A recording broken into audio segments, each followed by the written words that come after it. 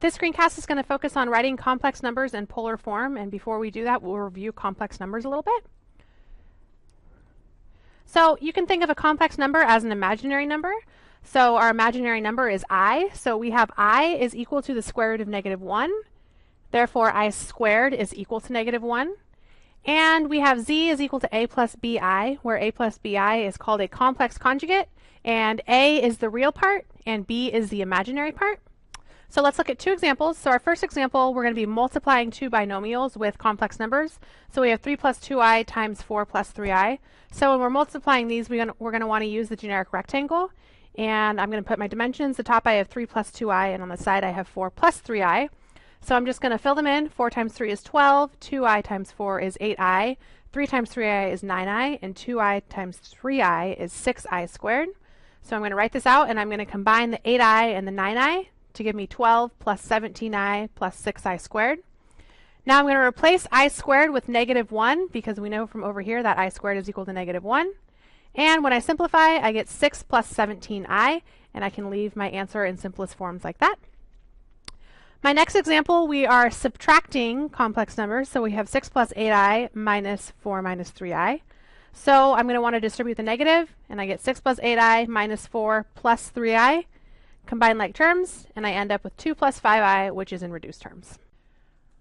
Okay, so we're going to look at complex numbers, and we're going to transform it into polar form. So we have z is equal to a plus bi, and first we want to look at it on a coordinate plane.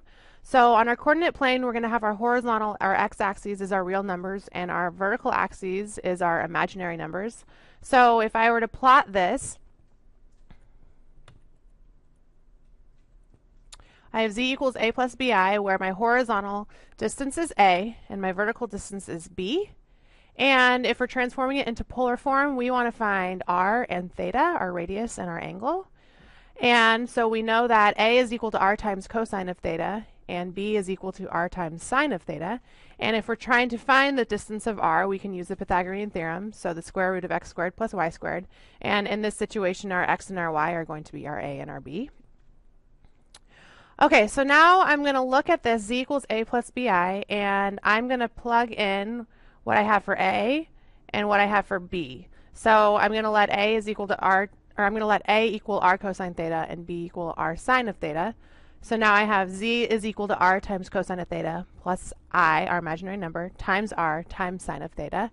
And I have an r in common, so I'm going to pull out the r and rewrite it as z is equal to r times cosine of theta plus I times the sine of theta. And now we actually have a way that we can simplify this. Instead of writing out r times cosine of theta plus I times sine of theta every single time, we can rewrite this as z is equal to r times cis of theta. So this cis thing is new. The c stands for cosine, the I stands for imaginary number, and the s stands for sine. Okay, now we're going to look at an example of a complex number, and we're going to transform it into polar form. So we have 4 plus 3i. So first I'm going to plot that point. So I have the point right here at 4, 3, basically.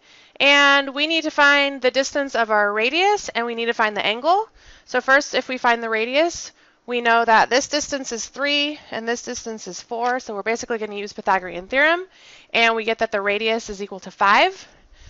And now when we need to find the angle, we're going to use arctangent. Arctangent of 3 over 4, and our angle is 36.87 degrees. Now I can rewrite this using this. Z is equal to r times cosine of theta plus I times sine of theta, and I can just plug in my r and my theta. So I have z is equal to 5 times cosine of 36.87 plus I times sine of 36.87. And by definition, we can rewrite this as z is equal to 5 cis 36.87 degrees, where 5 is our radius and 36.87 is our angle. Last, we're going to look at an example where we're going backwards. So we're starting with z is equal to 3 cis 46 degrees, and we want to transform that into Cartesian form. So all we know right now is that we have a radius of 3 units and an angle of 46 degrees. So we want to draw the right triangle, and we don't know our vertical or our horizontal distance. And basically we want to expand this using z is equal to r times cosine of theta plus I times sine of theta. And we can plug in everything we know. We know the radius and we know the angle in both of these situations. So we have z is equal to 3 times cosine of 46 degrees plus I times sine of 46 degrees. And if I distribute the 3, I have z is equal to 3 times cosine of 46 degrees plus I times 3 times sine of 46 degrees. Now I'm just going to multiply this out and multiply this out. And I end up with z is equal to 2.08 plus 2.15i, which is in complex form.